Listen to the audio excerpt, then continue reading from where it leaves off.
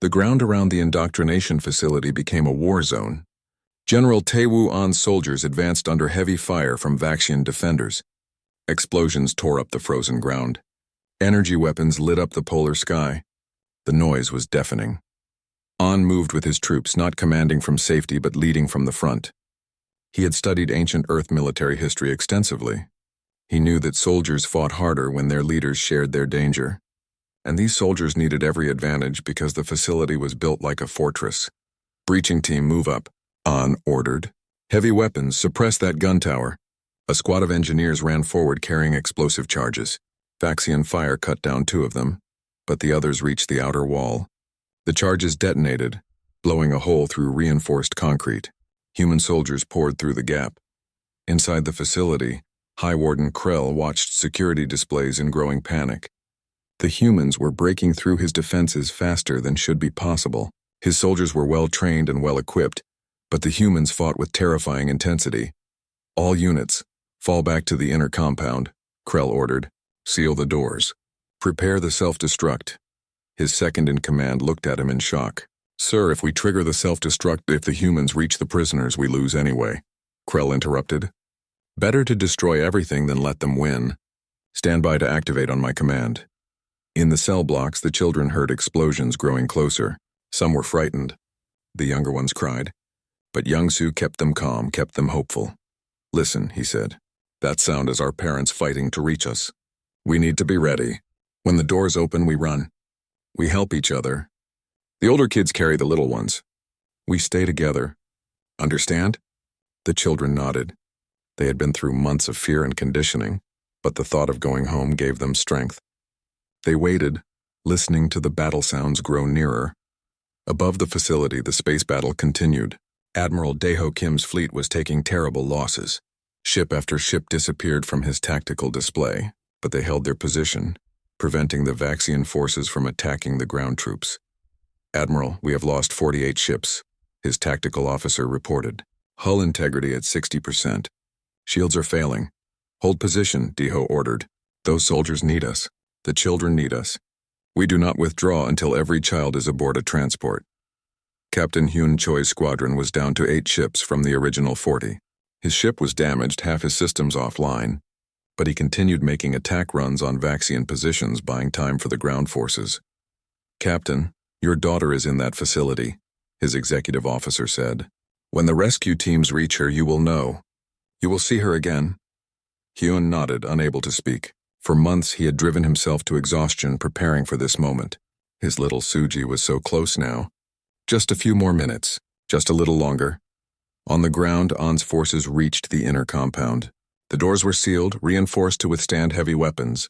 The engineers attached shaped charges and everyone took cover. The explosion was massive. The doors blew inward and human soldiers rushed through. Vaxian defenders tried to hold them back, but the humans were unstoppable. They moved through the compound like a force of nature, sweeping aside resistance. In his command center, Krell's hand moved toward the self-destruct activation. If he pressed it, the entire facility would explode. The humans would win nothing but the bodies of their children. His finger reached for the button. The door to his command center burst open. But it was not human soldiers who entered first.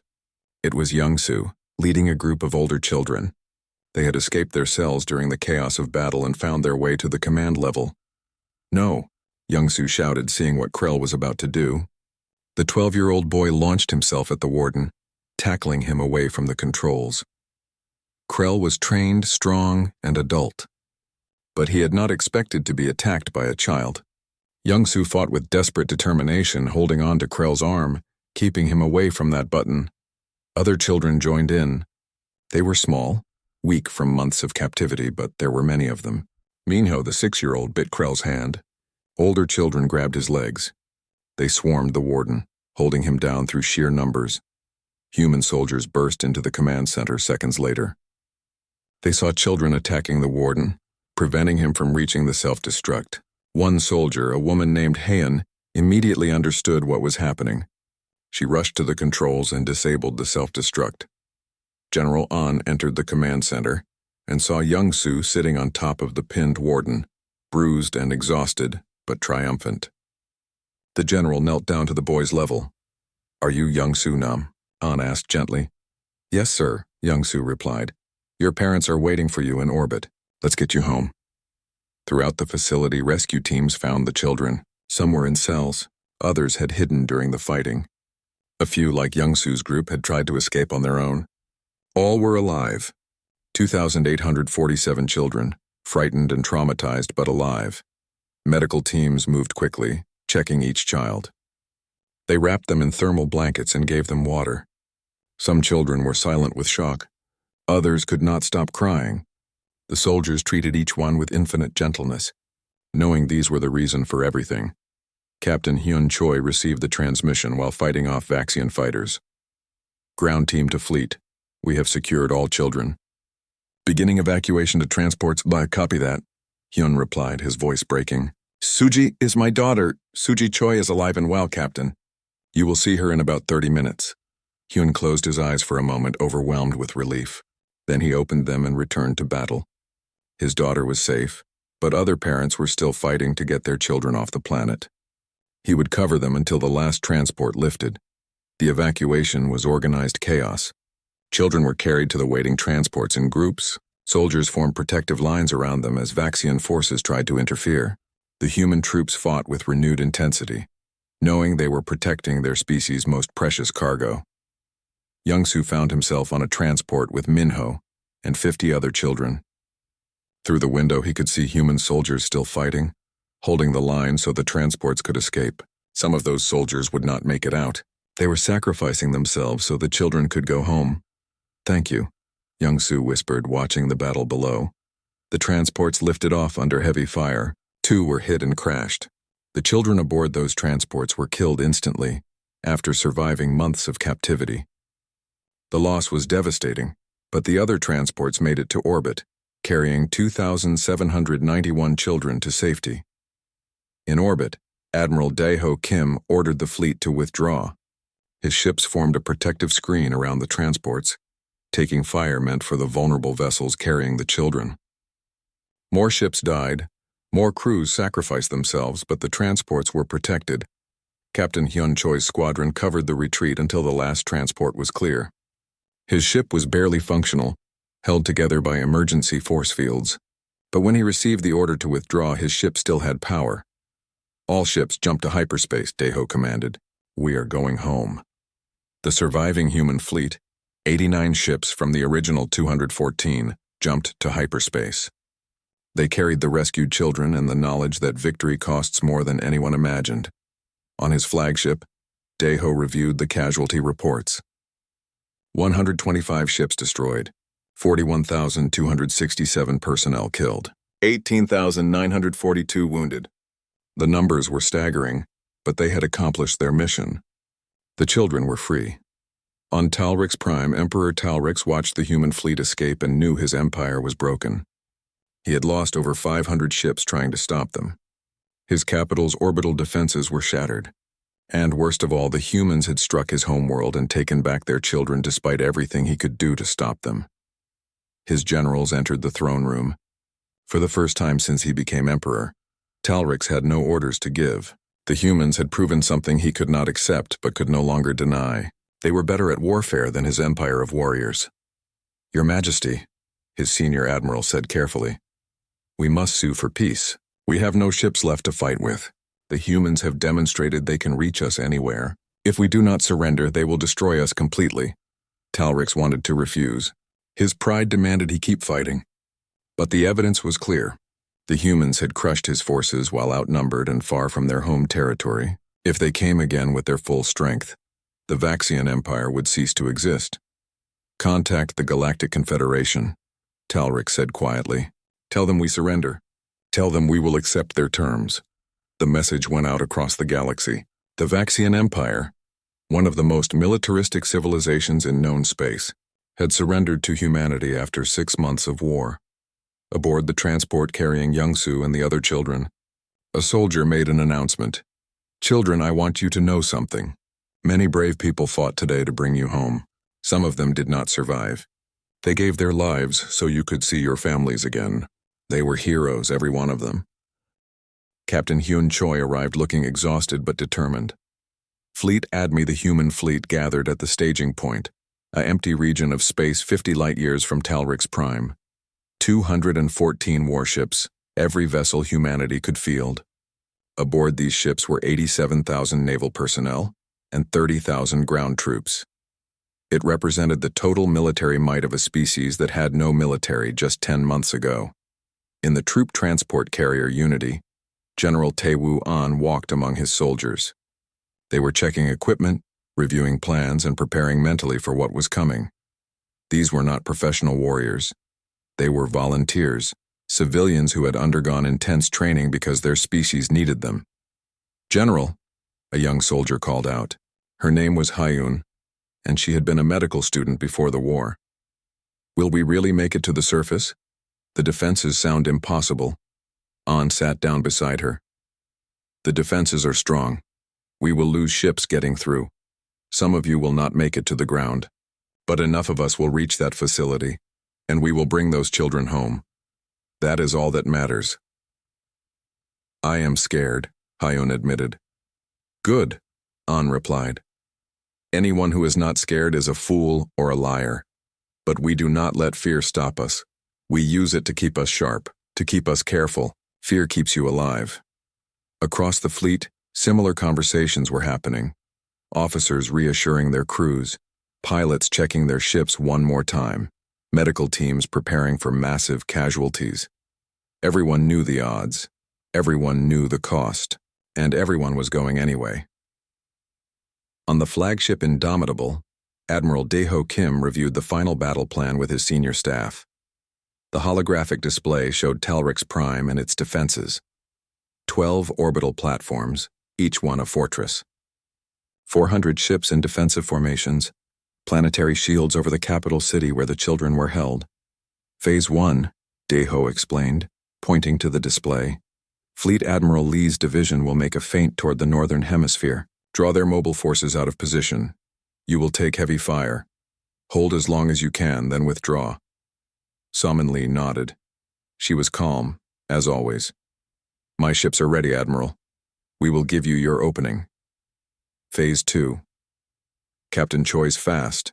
Attack squadrons will micro-jump past the outer defenses, target the orbital platforms with precision strikes.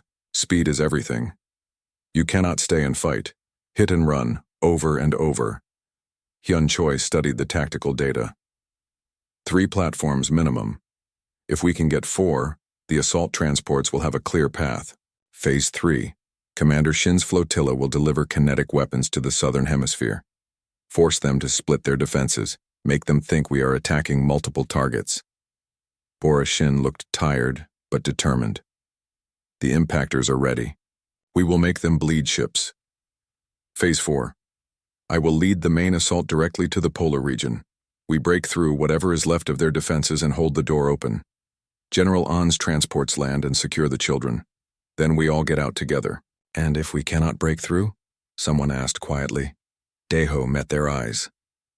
"Then we keep trying until we do, or until there are no ships left to try with. There is no plan B. We came here for our children. We leave with them, or we do not leave." The briefing ended. Officers returned to their ships. In a few hours, they would jump to Talrix Prime and begin the largest battle humanity had fought in 4,000 years. On Talrix Prime, Emperor Talrix stood in his war room, watching preparations. Every defense was active. Every weapon was ready. 400 ships filled the orbital space, more than he had ever assembled in one place. "They cannot win," Talrix told his officers. "We outnumber them. We have fortresses they cannot match. They will break themselves against our defenses." But his voice lacked its usual confidence. He had watched the humans destroy his fleets at Gamma 7 and Kepler 442. They fought in ways no one expected. They used tactics that should not work, but somehow did. High Warden Krell entered the war room. He commanded the indoctrination facility where the human children were held. "Your Majesty, I request permission to accelerate the conditioning program. If the humans breach our defenses—" "They will not breach our defenses," Talrix interrupted. "But if they somehow reach the surface, you are authorized to do whatever is necessary. We will not surrender those children." Krell bowed and left. As he traveled back to his facility, he thought about the human offspring. They were surprisingly resistant to conditioning, especially the older ones who organized the younger children and maintained their spirits. He had never seen such resilience in juveniles before. Perhaps, he thought, that is why the humans fight so hard. Their children are stronger than we realized, and that strength comes from their parents. In his cell, Young-Soo heard the alert sirens begin to wail. The guards were nervous. Something was happening.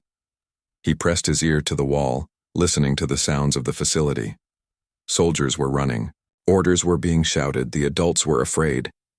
"They are coming," Young-Soo whispered to the child in the next cell. "Today. I can feel it.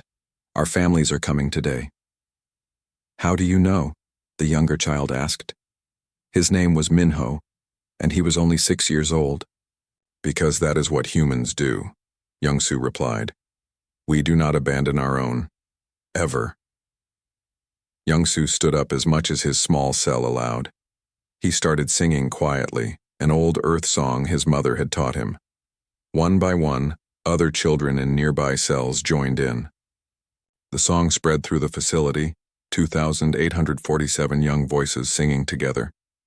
The guards tried to make them stop, but the children just sang louder.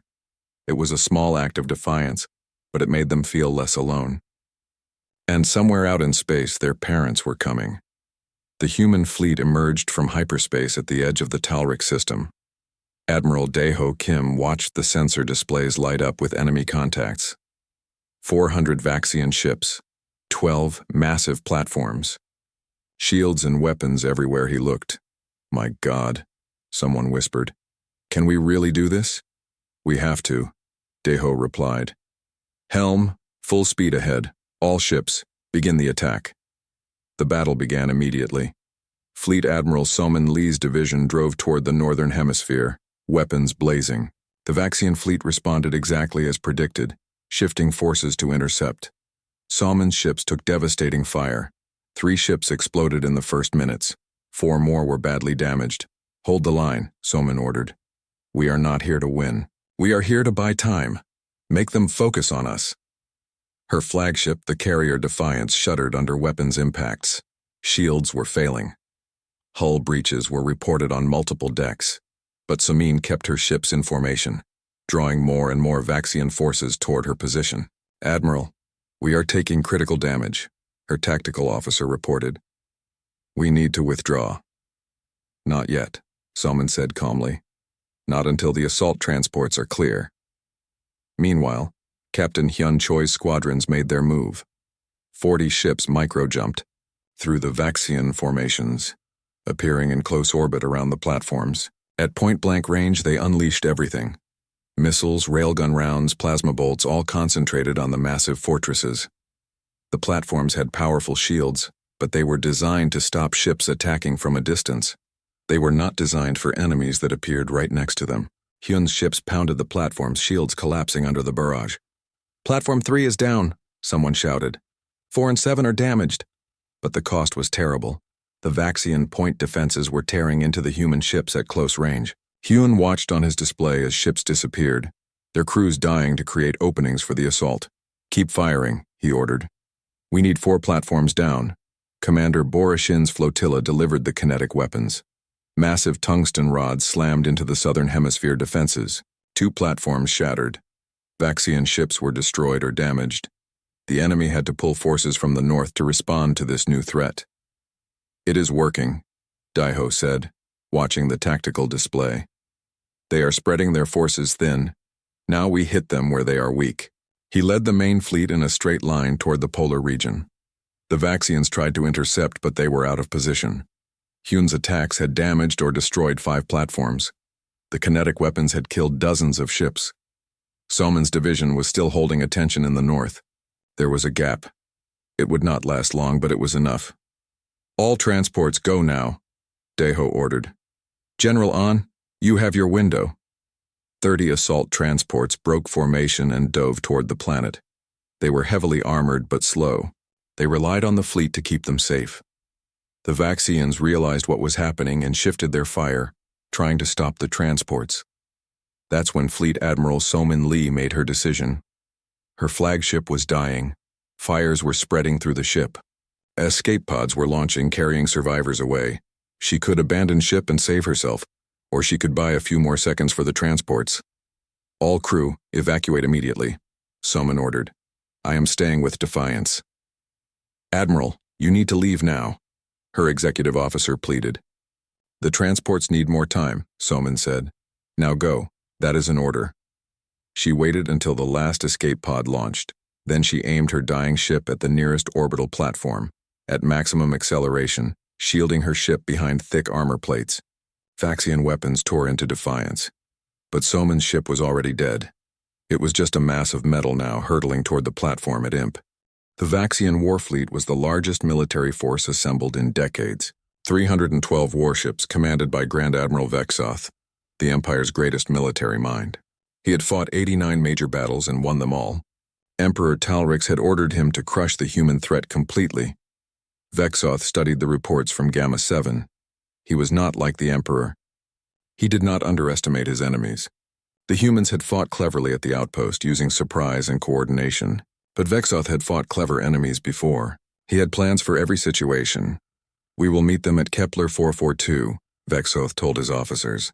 Intelligence says humans have established a base there. We will arrive in full force, with all sensors active and defenses ready. There will be no surprises this time. His fleet moved through hyperspace toward the human position. Every ship was at battle readiness. Every crew was alert. Vexoth had learned from Vorath's mistake. He would not be caught unprepared. At Kepler 442, Admiral Daeho Kim stood on the bridge of Indomitable, watching the sensor displays. His fleet numbered only 87 ships. The Vaxians outnumbered him more than 3-1. On paper, this battle was unwinnable, but Daeho had not chosen this battlefield randomly. Kepler 442 was a complex system with an asteroid belt, a gas giant with strong magnetic fields and a bright star. The Vaxians would see obstacles. Daeho saw opportunities. Is everything in position? He asked. Yes, sir, Bora replied. The belt is ready. The platforms are hidden. The impactors are armed and waiting. And our exit strategy? Calculated and loaded into every ship's computer. If things go wrong, we can retreat in 11 seconds, Daeho nodded. He had learned from studying old Earth naval battles. Never fight without a way to escape. Never commit everything to one attack. Always have a backup plan. Captain Hyun Choi commanded a squadron of fast attack ships. He had volunteered for the most dangerous role in the battle. His squadron would enter the asteroid belt and draw the Vaxian fleet in. It was risky, almost suicidal. But Hyun did not care about risk. He cared about getting his daughter back. All ships, this is Admiral Kim. Daeho's voice came through the communications. The Vaxians are about to arrive. Remember your training. Trust your computers. Trust each other. And remember why we fight. As if on cue, space rippled. The Vaxian fleet emerged from hyperspace in tight formation. Their ships were massive and intimidating. 312 warships against 87. The Vaxians expected the humans to run or surrender. Instead, Hyun's squadron charged straight at them. Contact, Vexoth's sensor officer shouted. Human ships approaching at high speed. How many? Vexoth asked calmly. 15 ships, Admiral. Fast attack class. Vexoth smiled. Only 15? They are testing us, trying to provoke us into breaking formation. Hold position. Let them come to us, but Hyun's ships did not come all the way. They fired long-range weapons and then turned, diving into the asteroid belt. It was a classic tactic older than space warfare itself. Draw the enemy into difficult terrain where numbers matter less. Pursue them, Vexoth ordered. First and second squadrons enter the belt and destroy those ships. The rest of the fleet maintained position. 80 Vaxian ships entered the asteroid belt hunting the human squadron. Vexoth watched from his flagship confident. Even in the belt, 80 ships against 15 was overwhelming odds. That's when everything went wrong for the Vaxians. Hidden among the asteroids were thousands of small drones. Human engineers had spent weeks placing them, disguising them as space debris. They were cheap, simple devices. Each one carried a shaped explosive charge designed to punch through ship armor at close range. When the Vaxian ships entered the belt, the drones activated. They swarmed like insects, too small and numerous for point defense systems to stop effectively. The Vaxians shot down hundreds, but thousands more got through. Explosions rippled across Vaxian hulls. Individual drones did not do much damage, but hundreds of them targeting the same ship was devastating. Engines failed. Weapon systems went offline. Sensor arrays shattered. All ships report. Vexoth shouted, his calm breaking. His tactical display showed his forward squadrons in chaos. Ships were damaged and confused, trying to fight off drone swarms while navigating through asteroids. Then, Hyun's squadron attacked, but they did not attack conventionally. They made micro-jumps, appearing behind Vaxian ships for split seconds, firing, then jumping again. The Vaxian targeting computers could not track targets that kept disappearing and reappearing. "This is impossible," Vexoth's tactical officer said. "Micro-jumps in an asteroid field? The calculations alone would take hours. But human computers could do those calculations in seconds. And human pilots trusted their computers completely. Other species feared artificial intelligence. Humans partnered with it. All ships enter the belt, Vexoth ordered. Crush them with numbers. It was exactly what Deho had hoped for. The moment the main Vaxian fleet entered the asteroid belt, he activated the second phase. From hidden positions throughout the system, kinetic impactors launched. These were not small drones. These were massive tungsten rods, some as large as buildings, accelerated over weeks to 95% of light speed. They had been placed months ago, part of the preparations humanity had made. At that speed, they were invisible to sensors until impact. At that speed, shields and armor meant nothing. At that speed, they were unstoppable. 12 Vaxian capital ships died in the first salvo. They did not explode. They simply ceased to exist, vaporized by impacts that released more energy than star cores. The shockwaves damaged surrounding ships. The debris field became a hazard to navigation. The Vaxian fleet panicked. They tried to retreat from the asteroid belt, but the drones were still attacking. They tried to locate the source of the kinetic weapons, but there was nothing to find. The impactors had launched from positions light minutes away. That's when Deho struck with the main human fleet. They did not attack from the front. They used the gas giant's magnetic field to mask their approach, appearing from a direction the Vaxians had thought impossible. Their weapons were already charged and targeting solutions already calculated. The battle became chaos. Vaxian ships tried to regroup, but they were scattered through the asteroid belt. Human ships appeared and disappeared using micro-jumps. Kinetic weapons arrived from random directions. The drones continued their relentless attacks. Vexoth realized with growing horror that he had lost. Not just the battle, but control of the battlefield itself. The humans had turned the entire system into a weapon. Every asteroid hit a threat. Every jump could bring enemy ships behind his position. Even empty space was dangerous because of those invisible kinetic weapons. "All ships retreat," Vexoth ordered. "Full hyperspace withdrawal."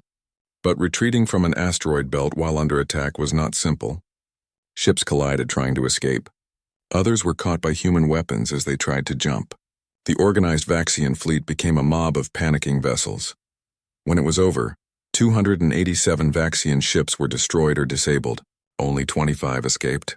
The human fleet had lost 19 ships with 3,400 casualties. The kill ratio was 15-1. Vexoth's flagship was crippled, life support failing. He recorded a final message to Emperor Talrix.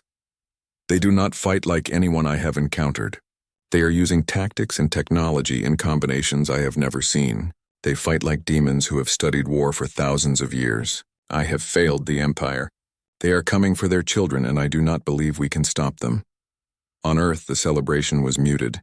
Yes, humanity had won a great victory. Yes, they had proven they could fight. But 3,400 people had died. That was 3,400 families in mourning. Victory had a cost. Deho walked through the medical bays of Indomitable, visiting the wounded. These people had volunteered to fight. They had trained hard and fought bravely. But they were not career soldiers.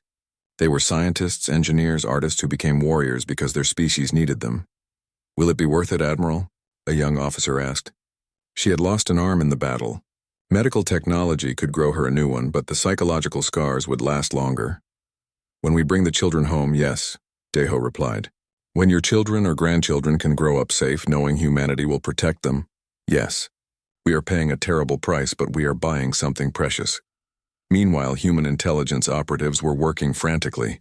Lieutenant Yunji Huang led a team analyzing captured Vaxian data cores. She had been a civilian data analyst before the war. Now she was hunting for the most important information in the galaxy.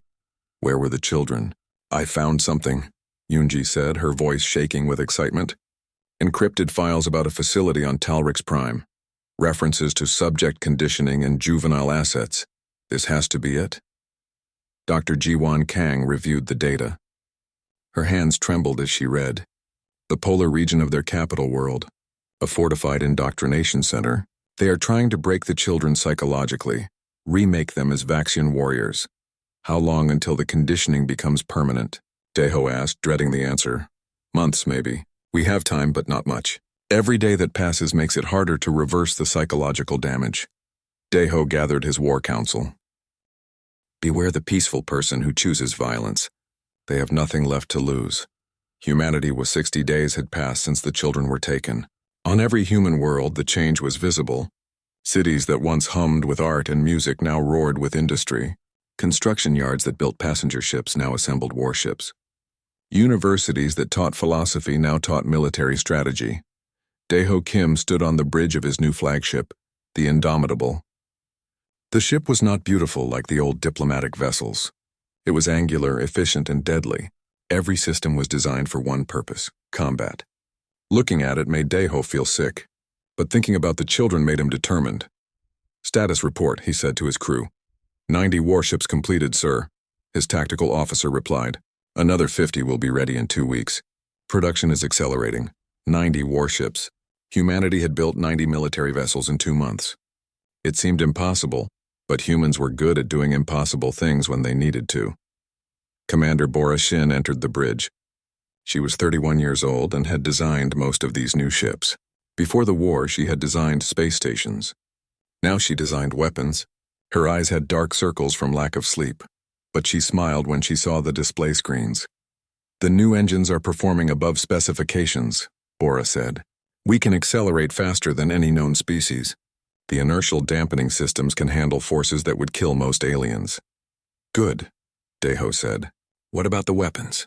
Both kinetic and energy systems are online. But sir, I need to show you something. Bora pulled up a holographic display. We have been studying old Earth naval tactics. Before humans went to space, they fought wars on oceans. There is a concept called combined arms. Different weapon types working together, supporting each other. Deho studied the display. He had been reading the ancient files too. Humans had once been very good at warfare. They had developed sophisticated strategies over thousands of years of fighting each other. Then they had put all that knowledge away, hoping never to need it again. Now they needed it desperately. Captain Hyun Choi arrived for the strategy meeting. He looked thinner than before. He barely slept.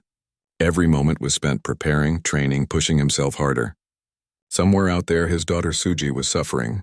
He would not rest until she was home. Captain Choi, Deho said gently, you should rest. You are exhausted.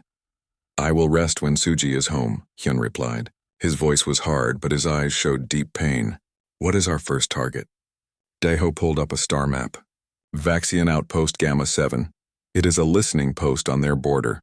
12 ships defend it plus orbital weapons platforms. The Vaxians use it to monitor this sector. A frontal assault? Hyun asked. No. Deho smiled slightly. Frontal assaults are what the Vaxians expect.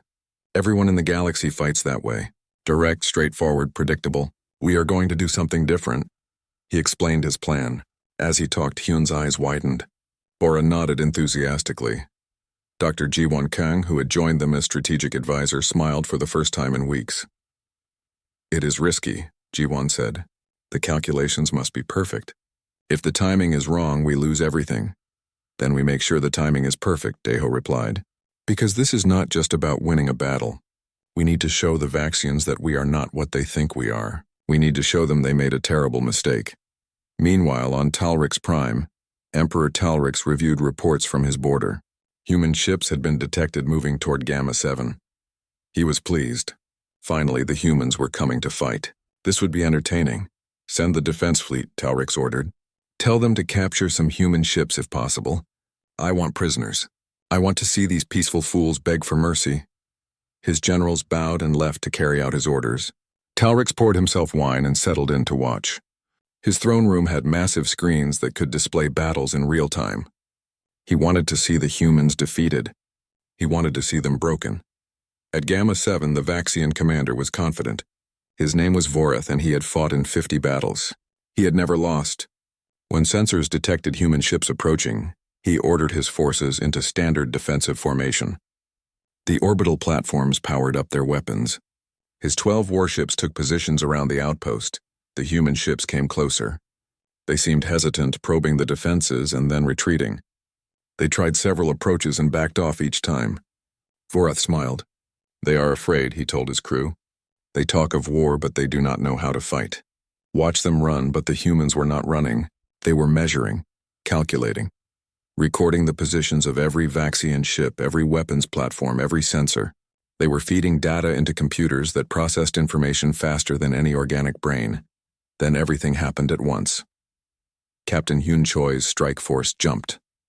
They did not come from the front where the Vaxians expected them.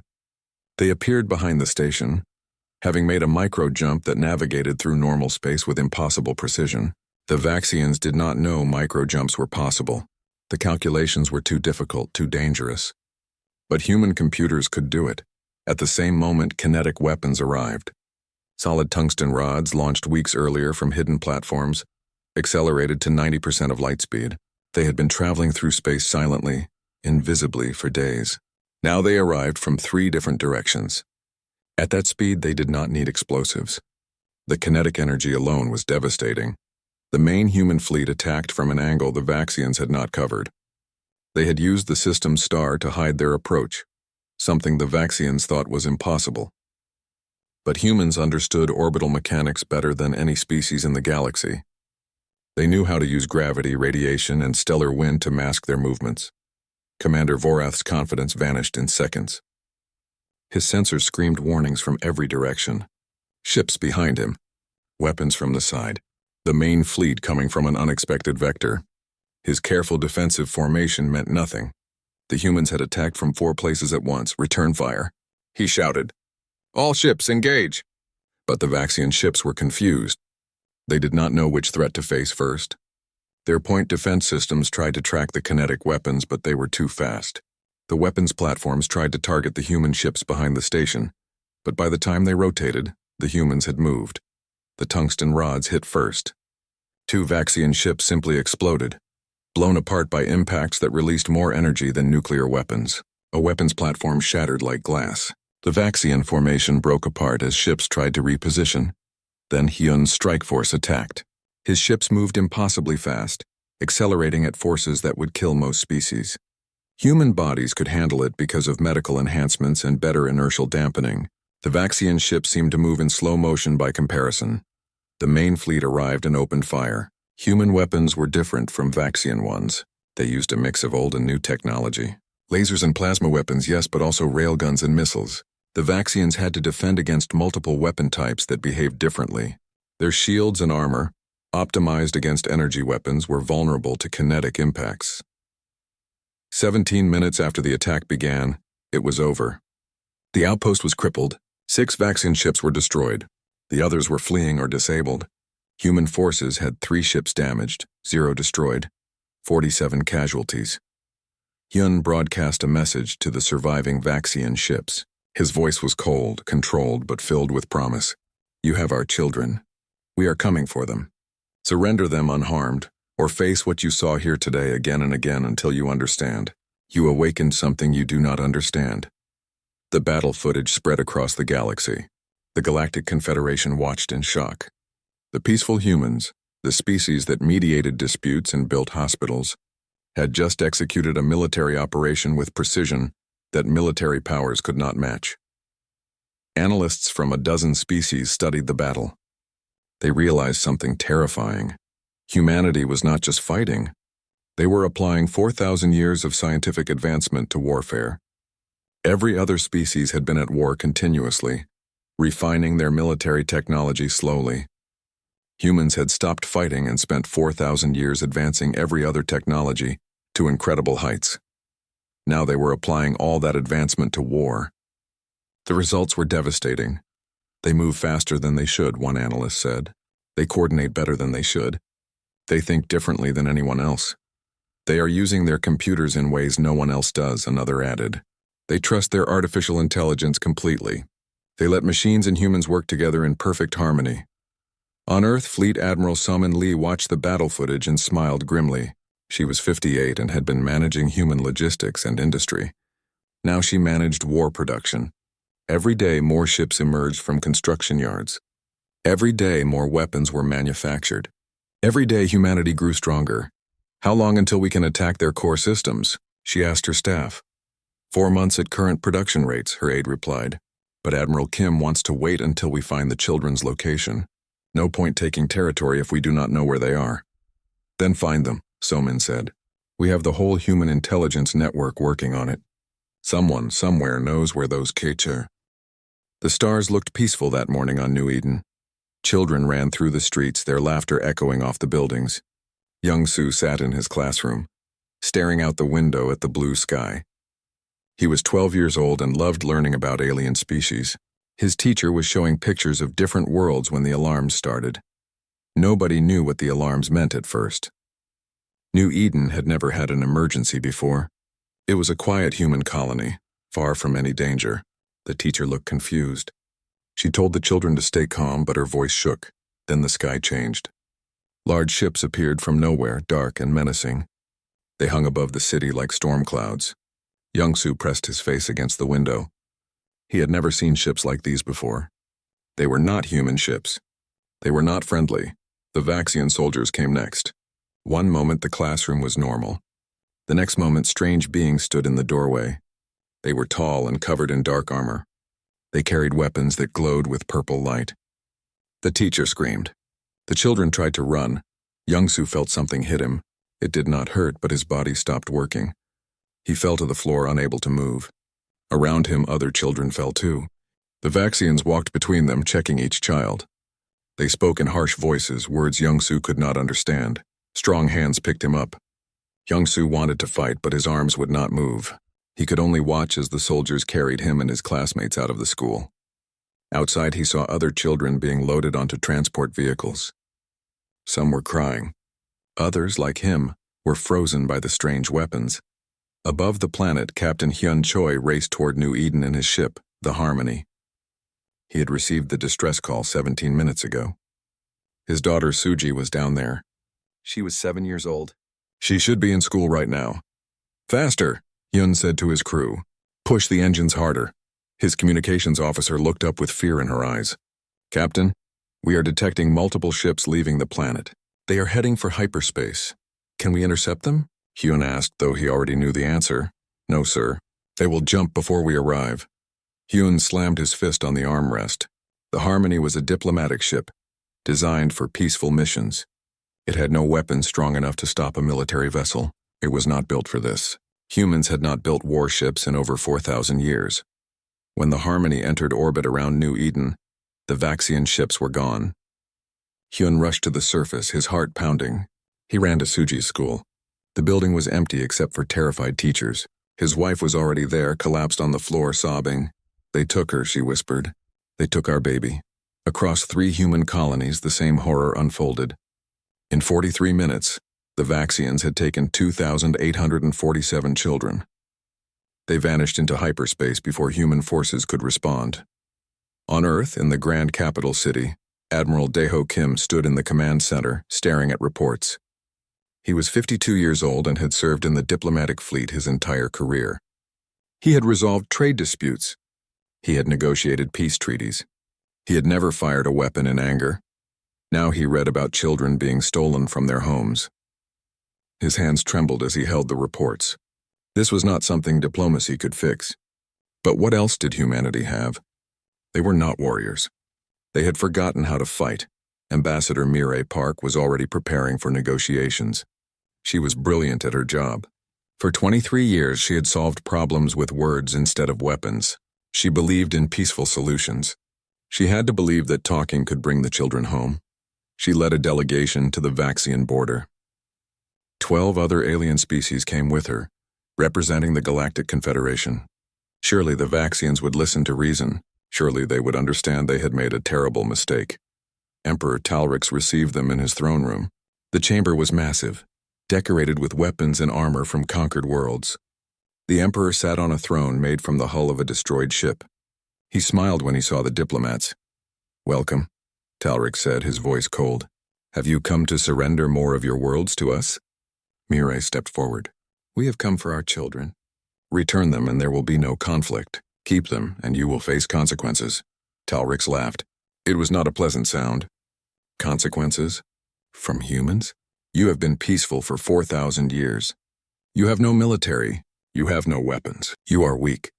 "We are not weak," Mirai said firmly. "We chose peace." "There is a difference, is there?" Talric leaned forward. "Your children are being educated now. We are teaching them strength. We are saving them from your corruption.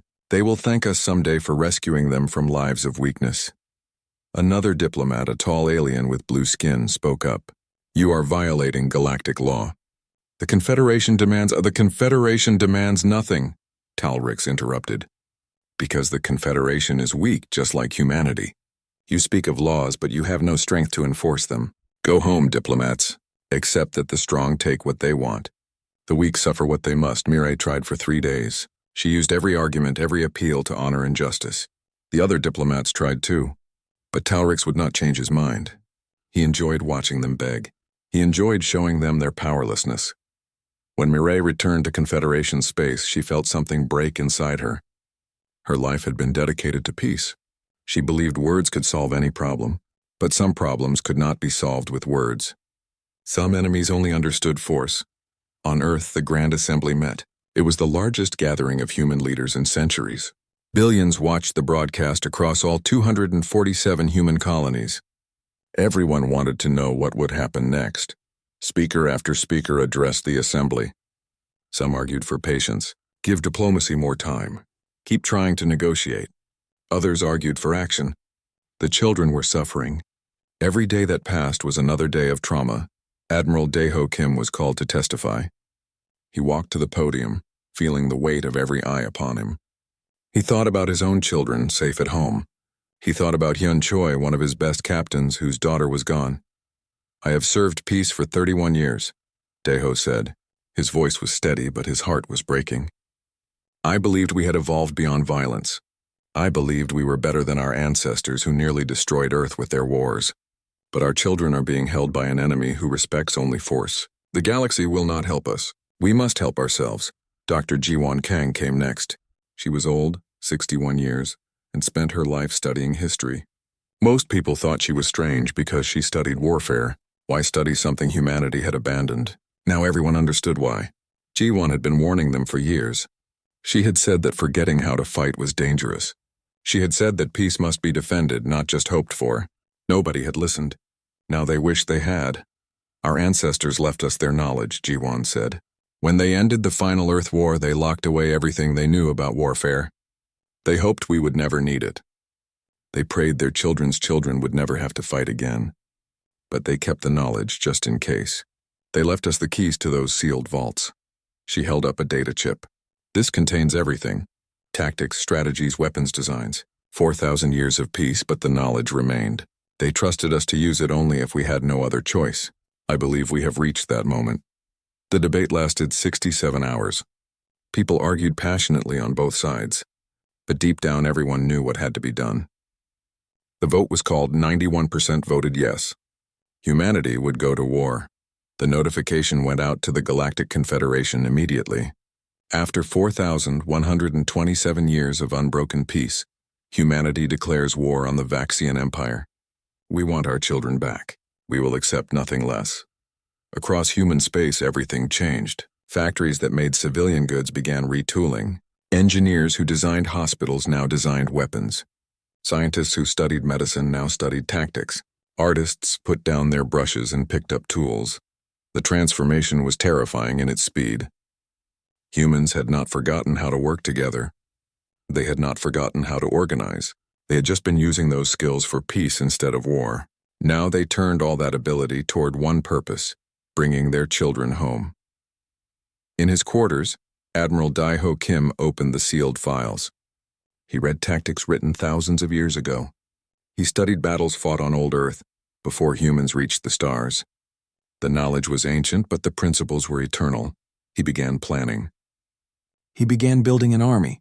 He began preparing for something humanity swore they would never do again. Emperor Talrix received the war declaration and laughed.